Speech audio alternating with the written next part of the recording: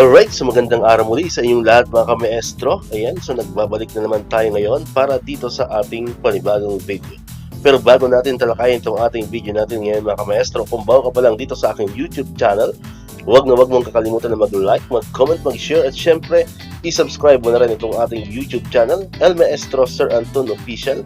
Ulitin ko po, paki-search lamang sa inyong mga Google, sa inyong mga browser, sa inyong mga YouTube ng El Maestro Sir Anton Official at lalabas na po itong ating channel. Pakiclick lamang po ang subscribe button dyan kasi libre lang naman po yan, wala pong bayad yan. And syempre ang notification bell button, pakiclick na rin po para manonotify kayo. Always updated kayo every time na may mga bago tayong upload na video katulad nito. Alright, so nabanggit ko na kanina ka-maestro, meron tayo ngayong panibagong video. Sa video natin ngayon mga ka-maestro ay pag-usapan pa rin natin itong tungkol sa salary increase para sa ating mga teachers. Ayan. So ipinahayag kasi ni Senator Sonny Angara, ang ating bagong DepEd Secretary, sa isang interview o radio interview na ginanap noong July 3, 2024, kahapon po ito, no, na kanyang suportado ang mga ipinupush na salary increases ng iba't ibang mga grupo ng mga teachers sa ating bansa.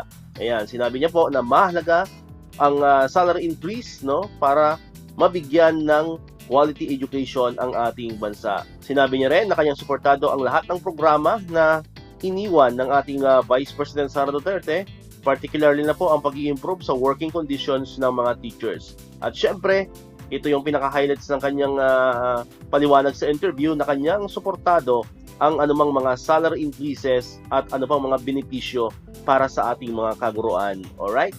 Sabi niya, 100% in support po tayo for all of these teachers increases dahil alam naman natin na apektado yung kalidad ng edukasyon kapag talagang inspired yung mga teachers at you attract the best.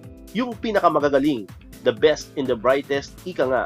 Yan po ang naging pahayag ni Senator Angara. Angara, who formerly heads the Senate Committee on Finance, said among which that he will also look into in coordination with concerned government agencies is the proposed increase of the salary of entry-level teachers to as much as 50,000 pesos. So yan, so napakalaga mga ka-maestro, napakagandang balita ito, no, na kanyang titingnan, na kanyang pag-aaralan yung mga proposal ng iba't ibang mga grupo na magkaroon tayo ng entry level for teacher 1 na 50,000 pesos. The proposal was made by ACT Teachers Party List Representative Franz Castro, Arlene Brosas of Gabriela Party List, and Raul Manuel of Kabataan Party List to close the gap between the teachers' salaries in the cost of living as well as to address the distortion created by the doubling of entry-level pay of military and uniform personnel. Ayan. So sinabi rin ni Angara na suportado niya ang pag-unload sa mga teachers ng kanilang mga administrative works. Ayan. So yung mga nagtatanong dyan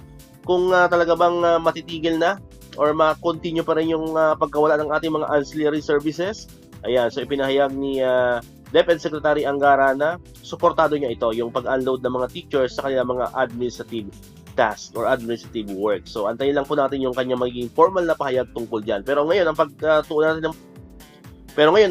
natin ng pansin is itong ating salary increase. So, napakalaking bagay po yan. Nakakataas po ng moral, no? Lalo na sa ating mga ka-maestro dyan na nagmumula mismo sa ating DepEd Secretary yung mga salitang ganyan na kanyang susuportahan ang salary increase, di ba? Kasi pag siya na, syempre, siya yung head natin, siya yung chief natin. Pag siya na ang nagsalita, ibig sabihin, talagang makikita mo na suportado niya ang ating salary increase na alam naman natin matagal na nating hinahangad yan. Ano po? Matagal nang ipinaglalaban niya ng iba't ibang mga teachers group, matagal nang iwini-wish yan ng lahat ng mga teachers, especially mga public school teachers. Alright? Kasi di ba alam naman natin, isa yung pasahod sa mga teachers natin na isa sa mga nagiging factor kung bakit nababalitaan natin na maraming mga teachers ang umaalis talaga sa bansa at pupunta sa iba't ibang bansa, no? Para lang makakuha sila ng mataas na sweldo sa kanilang pagtuturo na hindi nila nakukuha dito sa Pilipinas. Alright, so yan. So napakalaking bagay po yan mga ka-maestro. Sana po hindi dito magtapos. Ano po? Sana ito po yung simula. At hindi lang po simula, ito yung magtuloy-tuloy hanggang sa ma-realize po natin, hanggang sa maisakatuparan natin itong minimithi natin na salary increase para sa ating mga ka-maestro dyan. Alright, so dito ko natatapusin itong ating video ngayon mga ka-maestro. Kung bago ka pa lang sa aking channel, click mo na yung subscribe button yan, no, para ikaw yung unang makapanood ng mga videos na ina-upload natin. Katulad ito, yung mga updates about sa mga salary increases and other benefits of teachers and other government employees. And syempre, click mo na rin ang notification bell button dyan para manonotify ka, updated ka pag may mga bago tayong uploaded na videos. So muli, maraming salamat sa inyong panonood at pakikinig. Once again, El Maestro. See you on my next vlog. Bye-bye!